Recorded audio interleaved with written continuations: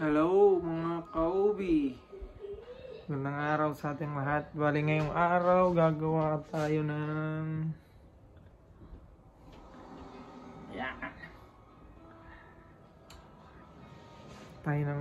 bilo-bilo. Ayan. Luto pa lang yung sago. Tagal pala lutuin to. Ayan.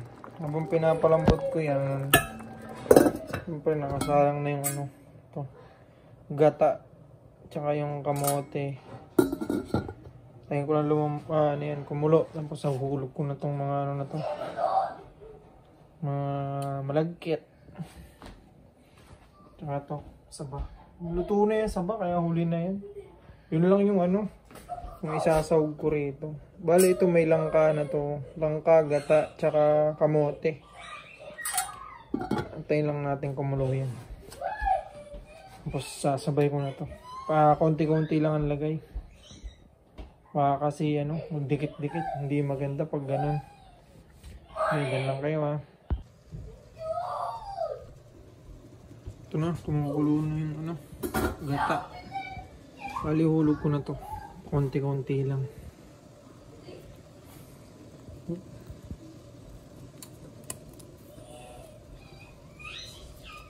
Para hindi siya magdikit-dikit.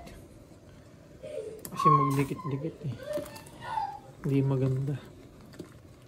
Maging palitaw to. Yan. Iikot natin tapos hulog natin.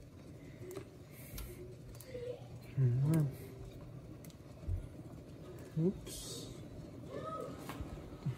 Kaya yung kulay pink. Barbie. Tsaka brown. Barney. Barney tsaka si Barbie. Ito malapit na rin to. Yan na. Gawin ko lang. Oops. Tining. Tining.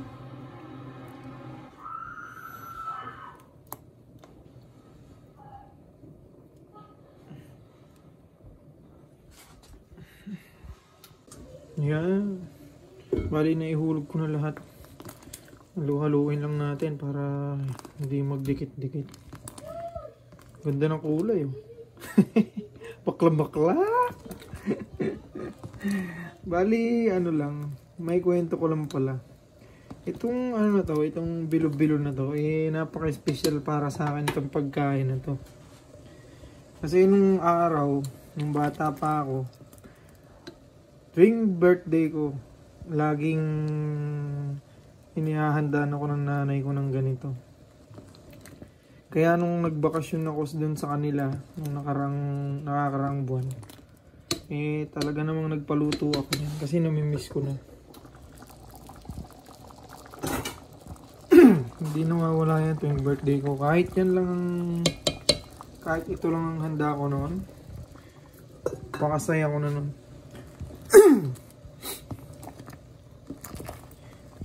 Halo-halo lang. Kaya napaka-special sa akin ang pagkain na to eh. Bilo-bilo. Yeah. Alala ko dati, hihingi pa kami ng malagkit dun sa lola namin. Tapos, bababad namin yun. Kinabukasan bago mag-birthday. Gabi pa lang, binababad na yun. Tapos, papagiling sa may palengke. Nakakatuwa lang, naalala ko palagi yung mga ganun. So ngayon hindi na maulit.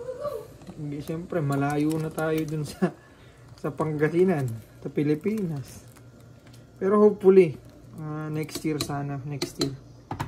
makapamasyal uli doon, makauwi para naman mabisita natin yung mga kamag-anak doon, mga kaibigan.